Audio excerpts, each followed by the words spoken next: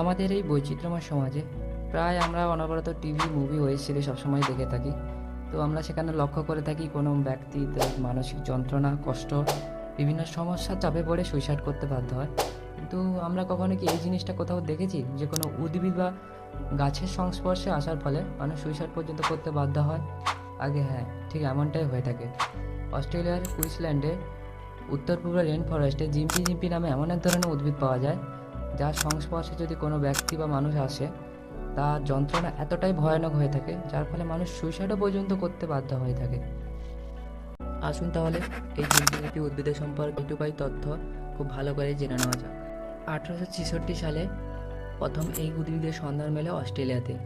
এই উদ্ভিদের বায়োলজিক্যাল নাম হচ্ছে ডেন্ড্রোকুইনাইট মরউইড।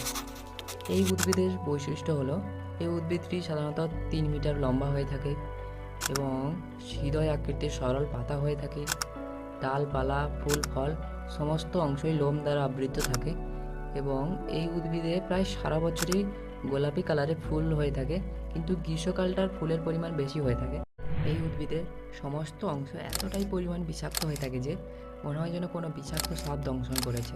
এসব বিভিন্ন ধরনের গুজব শোনা যায় এটা নিয়ে, যে দ্বিতীয় বিশ্বযুদ্ধের সময়কালে এক সেনা নাকি মলত্যাগ করার পর এই উদ্ভিদের পাতা নিয়ে নিজের পশ্চাৎ অংশ মুছেছিলেন।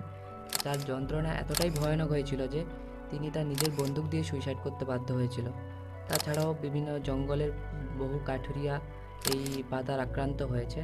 তবে এটা সত্য যে বিশ্বের সবচেয়ে বিষাক্ত গাছগুলির মধ্যে জিম্পি জিম্পি একটি। তবে হ্যাঁ, এই উদ্ভিদের সংস্পর্শে যদি আসেন তাহলে ভয়ানক কষ্ট যন্ত্রণা হয়ে থাকে। এই কষ্ট যন্ত্রণা মাসের পর মাস, অনেক সময় বছরের পরও বছর থাকে, কিন্তু কোথাও এমনটা উল্লেখ নেই যে এই উদ্ভিদের সংস্পর্শে আসা মানেই আপনার মৃত্যু অনিবার্য। তবে ভয়ের কোনো কারণ নেই, কারণ এটা আমাদের ভারতবর্ষের জঙ্গলে কোথাও লক্ষ্য করা যায় না। এটা শুধুমাত্র অস্ট্রেলিয়া এবং মালয়েশিয়ায় পাওয়া যায়। তো তাও যদি আপনারা কোথাও জঙ্গলে বা বনের মধ্যে যান তো অবশ্যই প্লাস্টিক হ্যান্ডকে হাতে রাখবেন এবং এই ধরনের উদ্ভিদ যদি কোথাও লক্ষ্য করে থাকেন তো অবশ্যই এর থেকে দূরে থাকবেন। হ্যাঁ, অনেক ইউটিউবার এটা নিয়ে বিভিন্ন ধরনের এক্সপেরিমেন্ট করেছিল। তারা নিজের ত্বকে এই উদ্ভিদের পাতা ঘষে পরীক্ষা করেছিল, কিন্তু হ্যাঁ, সবাই জীবিত রয়েছে ও কারোরই মৃত্যু হয়নি এই উদ্ভিদে। নমস্কার, আমাদের অন্তিম তথ্য চ্যানেলের পক্ষ থেকে অন্তিম তথ্য যেটা থাকলো, কারোর রূপে বলবেন না, সামনে গেলে কিন্তু বিষ জ্বেলে দিতে পারে। সো বি কেয়ারফুল, সুস্থ থাকুন এবং আমাদের চ্যানেলটি ভালো লাগলে অবশ্যই সাবস্ক্রাইব করবেন এবং পরবর্তী কী বিষয়ের ওপর আমরা ভিডিও আনবো সেটা নিয়ে অবশ্যই কমেন্ট করে জানাবেন।